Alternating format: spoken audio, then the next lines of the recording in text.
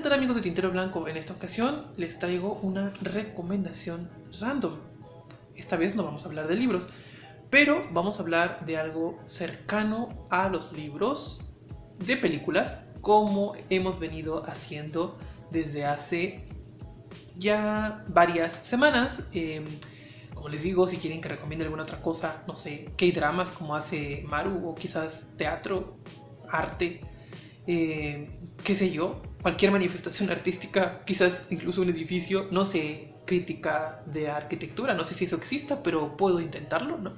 Déjenlo en sus comentarios o envíenos un DM, con gusto lo programaremos en los siguientes videos. Por el momento les voy a hablar no de una película en específico, no de una serie de películas en específico, sino de una filmografía en general y de un personaje en particular. Y como ya pueden ver por el título, pues me refiero al gran, al poderoso, al señor, y me pongo de pie, por favor, todos pongámonos de pie, Luis Buñuel, ¿no? Que es, aquí tengo su autobiografía, Mi último suspiro, que fue publicada por De Bolsillo. Bueno, ha tenido varias ediciones, esta es la edición que publicó De Bolsillo, y este señor que está en la portada es, por supuesto, Luis Buñuel. Y este director, que nació en 1900 en España, que estuvo cercano a la generación del 27, abro paréntesis, la generación del 27 es una generación de poetas y escritores que vivió en un colegio o en una escuela muy importante en Madrid, ¿no? Entre ellos está García Lorca, Rafael Alberti, Vicente Alexandre, etcétera, ¿no? Él estuvo relacionado, y Salvador Dalí, claro, para que no se me olvide Salvador Dalí. Él estuvo muy relacionado con esta generación del 27, ¿no? De hecho, muchas de sus ideas estéticas, la vanguardia, el dada, las corrientes de las generaciones, de los sismos y de las vanguardias de Europa pasaron por allí, ¿no? Y después él viajó a Francia, donde estuvo algún tiempo durante la Guerra Civil Española y todo esto. Entonces, pues él de alguna forma bebió y estuvo influido por este momento crucial en la historia del arte universal, ¿no? Bueno, europeo, digámoslo. Y él, a partir de estas vivencias, a partir de estos estudios, ¿no? Del arte y de su encuentro con la literatura y con la pintura, ¿no? Decide comenzar a filmar películas, ¿no? Su primer película, Un perro andaluz, que es un cortometraje que aborda ya desde una perspectiva surrealista, ¿no? Desde una perspectiva muy suya, ¿no? Que será como una impronta que va a aparecer en el resto de su filmografía, el mundo y el mundo como lo conoce, ¿no? Esta imagen de un ojo que es cortado por una navaja y que se convierte en una luna cubierta por nubes es una de las imágenes quizás icónicas no solo del cine, sino del imaginario cultural de todo el mundo, ¿no? Quizás tan importante como hablar de la Ilíada, quizás tan importante como hablar de la figura del Quijote, quizás tan importante como hablar de la Mona Lisa, la figura del ojo cortado convertido en una luna es también uno de los momentos clave en la historia del arte en general, ¿no? Él lo consigue con su primer cortometraje, porque bueno, Un perro andaluz no es una película, es un cortometraje, ¿no? Plenamente surrealista. Después dirige una documental llamado Las Hurdas o algo así, ¿no? Que es un documental acerca de la vida paupérrima que sufren los campesinos españoles después de la guerra civil, lo cual por supuesto le causa la censura y la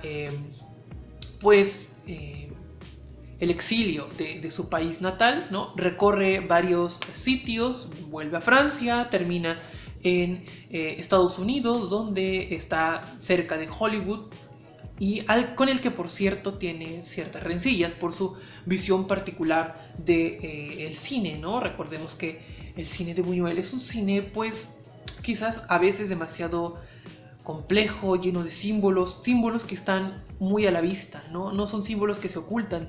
Él deliberadamente pone esos símbolos allí como una forma de que el público los entienda de la forma más abierta posible, ¿no? No están ocultos, no están enmarcados en cuadros específicos, sino que están allí para abrir, ¿no? En lo más posible el significado de esos símbolos que pone en su cine, ¿no?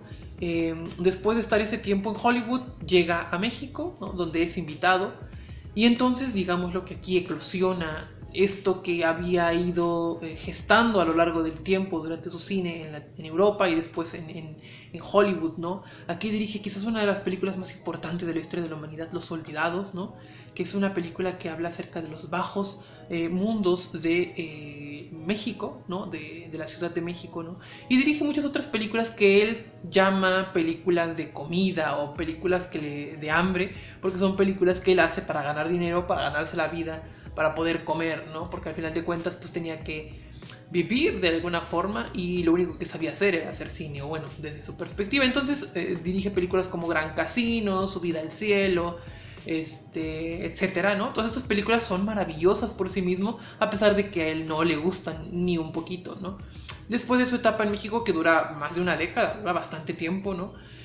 Regresa a Europa, en París, y ya en una más descongelada España, ¿no? Dirige otras películas como Viridiana, por ejemplo, que es una película maravillosa en donde aparece Silvia Pinal, que ella ya había aparecido en otra película mexicana que él dirige, que es El Ángel Exterminador, que es una película que yo le hice un ensayo hace un tiempo, que recomiendo mucho y que es, creo que de su filmografía, mi favorita.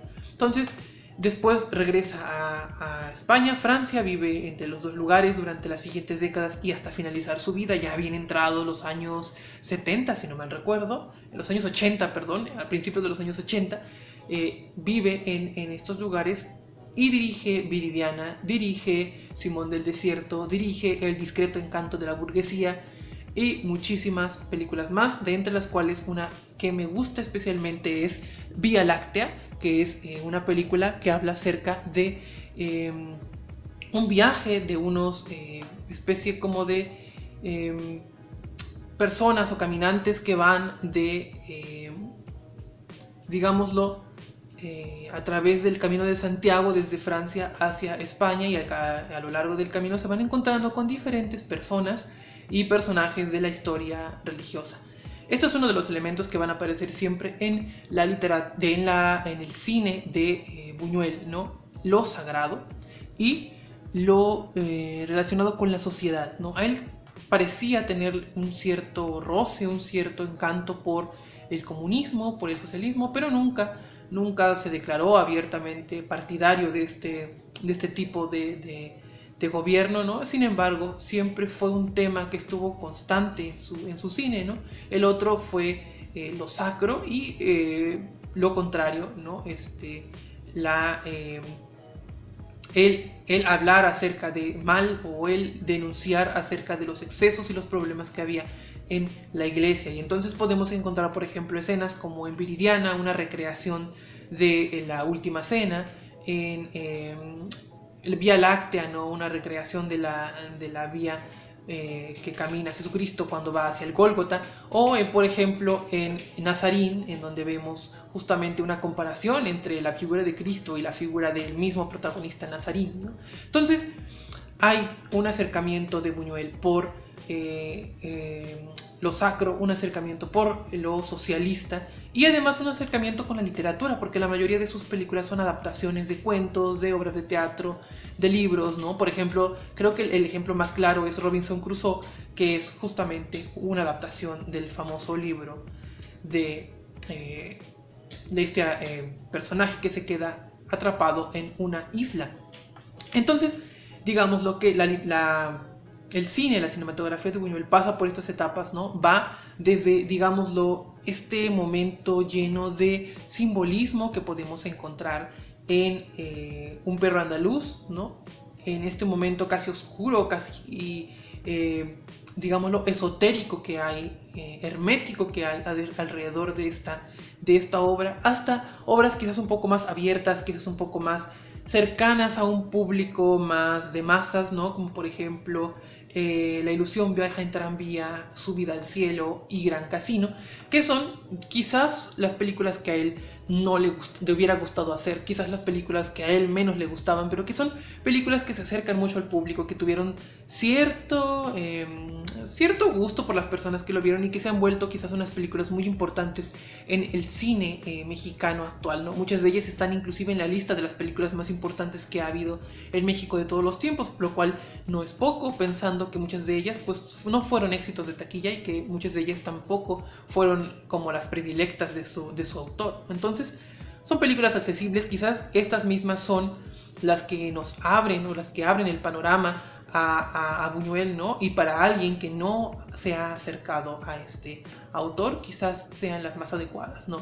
Ya después dejar otras cosas más oscuras como El discreto encanto de la burguesía, ¿no? Que quizás sea a lo mejor mucho más oscura, pero también mucho más interesante que las otras. Y Viridiana, claro, por supuesto, El ángel exterminador y Los olvidados. Entonces, pues, acérquense a Buñuel, que es un autor, es un director casi mexicano, un director casi español, un director casi francés, que logró hacer una cantidad de películas impresionantes y nunca siendo infiel a su visión particular del mundo, a esos guiños surrealistas, a esos guiños buñuelescos, ¿no? Que están allí presentes, ¿no? Entonces, si están con la duda de ver un director de cine bueno, un director de cine que vale la pena, pero un director de cine extraño y que a lo mejor a veces puede ser algo pretencioso, Buñuel es el correcto.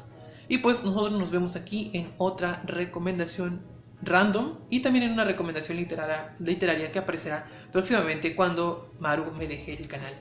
Hasta luego.